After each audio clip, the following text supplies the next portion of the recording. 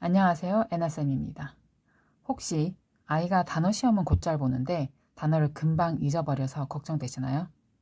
제가 10년간 초, 중등 학생들을 가르치면서 꾸준히 듣고 있는 질문입니다. 영어를 생각하면 단어 공부를 빼놓을 수는 없겠죠? 이번 시간에는 효과적인 단어 공부법에 대해서 알려드릴게요. 영상 끝까지 보시고 꼭 따라해보세요.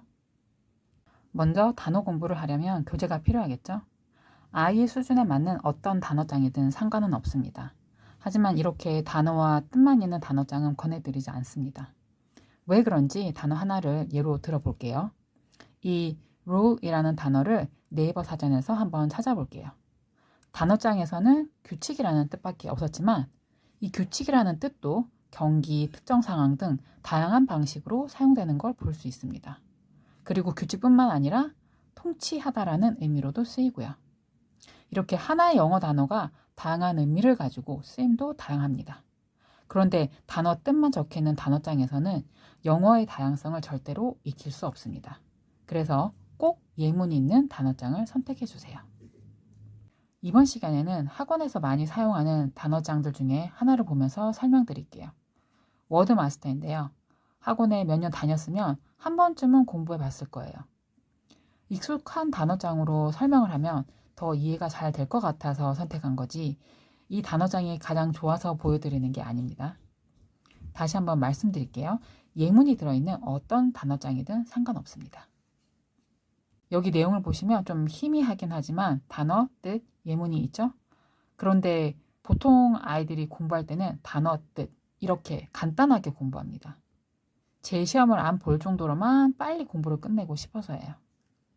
당연히 다음 날이면 기억을 못합니다.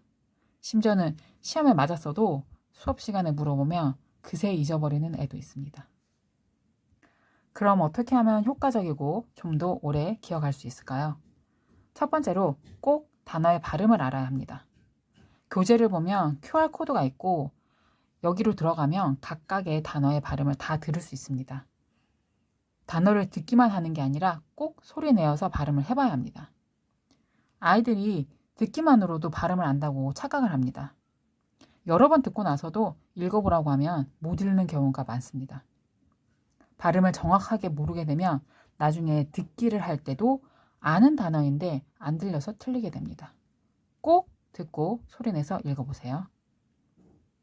두 번째는 예문 읽어보기입니다. 예문을 통해서 단어가 어떻게 활용되는지 더 잘 이해할 수 있게 됩니다. 그리고 이 예문을 통해서 단어의 정확한 의미도 더 습득할 수 있게 됩니다. 아이들이 실수를 많이 하는 late란 단어를 예로 들어볼게요. late는 늦었다가 아닌 늦은이라는 뜻의 단어입니다.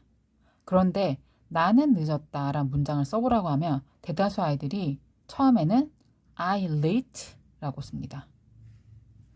late는 늦었다가 아니라 늦은이야 라고 한번 설명해주면 그때서야 예전에 공부했던 문장들을 기억해내고 올바른 문장으로 I was late라고 바꿨습니다. late란 단어를 문장으로 배우지 않고 뜻으로만 공부하면 나중에 이렇게 영작에서도 실수를 할 수밖에 없겠죠? 그러니 단어가 문장에서 어떻게 쓰이는지 예문을 꼭 읽어보세요.